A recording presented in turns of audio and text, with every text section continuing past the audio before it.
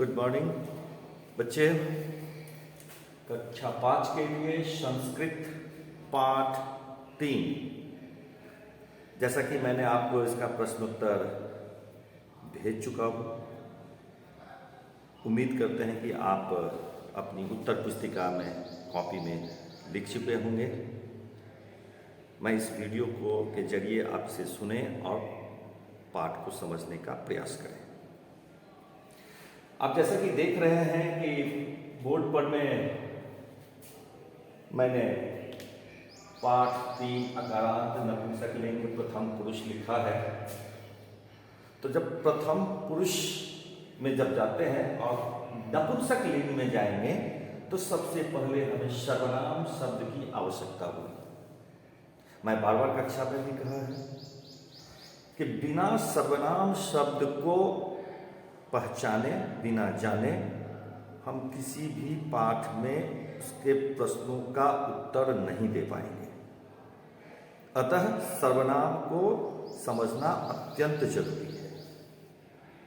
तो पहले आते हैं वह का रूप में। आप जैसे देख रहे हैं नपुंसकलिंग में एक वचन में तत् कहलाता है, जिसका हिंदी मीनिंग होता है वह। द्विवचन में ते कहलाते हैं, जिसका हिंदी मीनिंग होता है वे दो। और बहुवचन में तानी कहलाते हैं, जिसका हिंदी मीनिंग होता है वे सब या वे सभी। दूसरा है, आप वहां देख रहे हैं, मैंने कक्षा में भी बताया है कि दो यह का कैसे मैंने बताया है। एक पहला यह जो नजदीक के लिए और दूसरा यह जो बहुत नजदीक के लिए। एक नजदीक और दूसरा बहुत नजदीक। यानी हम कह सकते हैं कि पहला यह का प्रयोग हम मनुष्य जाति में प्रयोग करते हैं और दूसरा यह का प्रयोग हम पशु, पक्षी, निर्जीव में हम प्रयोग करते हैं। तो पहला यह जो है, जो नपुंसकलिंग में इदम से जाना जाता है। इदम का मतलब नपुंसकलिंग में यह कहलाता है। जिसका द्विवचन में इमे होता है, जिसका हिंदी मीनिंग होता है ये दो। और बहुवचन में ईमानी कहलाता है, जिसका हिंदी मीनिंग होता है ये सब या ये सभी। दूसरा यह जो है, जो मैंने अभी कहा कि जानवर में, पक्षी में, निर्जीव में प्रयोग करते हैं, तो जिसका कि नपुंसकलिंग में एतत् होता है एक वचन में संस्कृत में, जिसका हिंदी मीनिंग है यह। उसका द्विवचन में हम आएंगे तो होगा एते, जिसका हिंदी मीनिंग होगा ये दो। और बहुवचन में होता है एतानी, जिसका हिंदी मीनिंग होता है ये सब। और दूसरा अंतिम जो सर्वनाम शब्द है कौन और क्या, मैंने आपको कक्षा में भी बताया है कि कौन और क्या का प्रयोग कैसे करना है। अकॉर्डिंग टू द सेंटेंस, यानी कि वाक्य के अनुसार।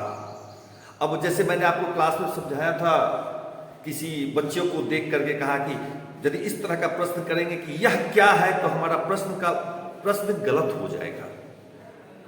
यदि हम पंखा को देख के कहेंगे कि यह कौन है, प्रश्न हमारा गलत हो जाएगा। क्योंकि हम पंखा है, निर्जीव है, तो वहां कहेंगे यह क्या है। बच्चा यदि खड़ा है जिसे हम नहीं पहचानते हैं, हम कहेंगे यह कौन है।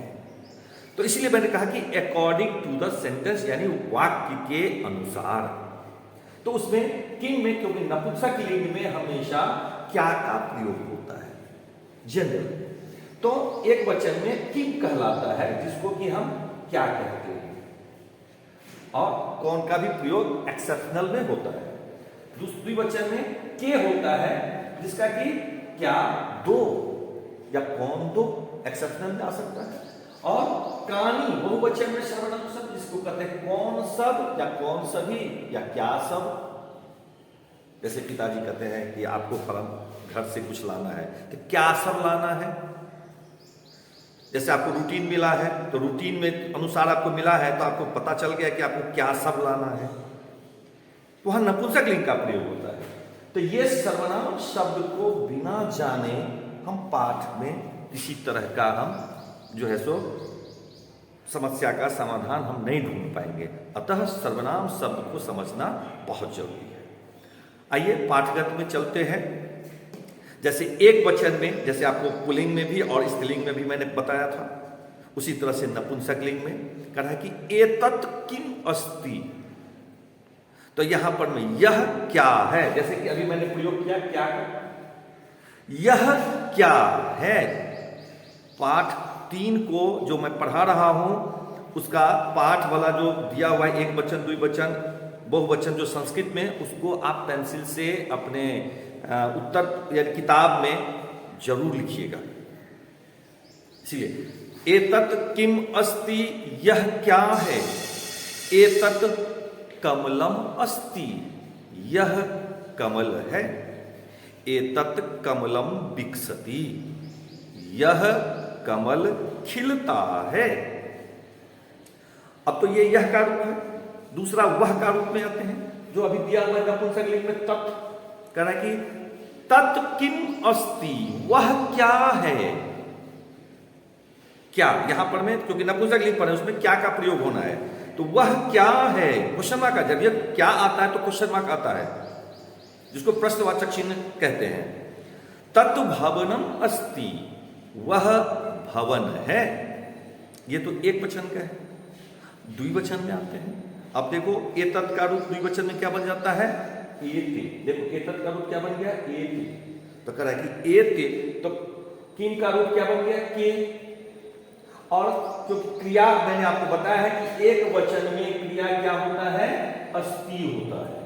क्रिया जो है एक वचन में अस्ति का प्रयोग होता है, द्विवचन में क्या होता है, अस्तः का प्रयोग होता है, और बहुवचन में हमेशा शंति का प्रयोग होता है। ठीक है, तो इस तरह से तो द्विवचन में एते के अस्तः, ये दो क्या हैं, है का प्रयोग होगा। ये दो क्या हैं। एते कमले अस्तः, ये दो कमल हैं। एते कमले विकसतः, ये दो कमल खिलते हैं। अब वह का रूप द्विवचन में देखिए, वह का रूप ते और हो गया। क्रिया क्या है, अस्तः। तो ते के अस्तः, कौन क्या का रूप देखिए द्विवचन में के है, के अस्तः, वे दो क्या हैं। तो ते भवने अस्तः, वे दो भवन हैं।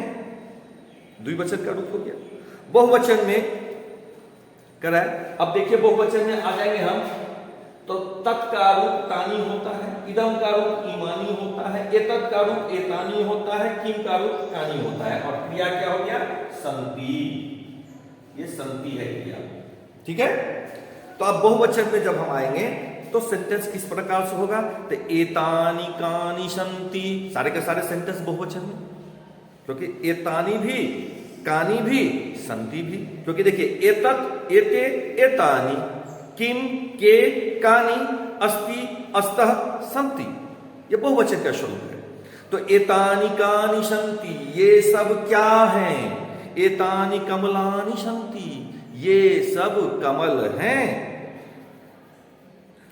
अब वह का रूप कह रहा है यहां पे, कह रहा है तानि कानि संति। अब यहां देखिए तानि दिया, तानि, तो तानि बहुवचन है, तो कानी भी बहुवचन है, और संति भी बहुवचन है। एतानि कानि संति, हिंदी में क्या, तानि कानि संति, वे सब क्या हैं, वे सब क्या हैं। तानि भवनानि संति, वे सब भवन हैं। आज मैं इतना करके वीडियो को बंद करूंगा, और आप उम्मीद करता हूं कि इस वीडियो को देख करके आप सुन करके जरूर अपने किताब में पेंसिल से लिखेंगे। धन्यवाद।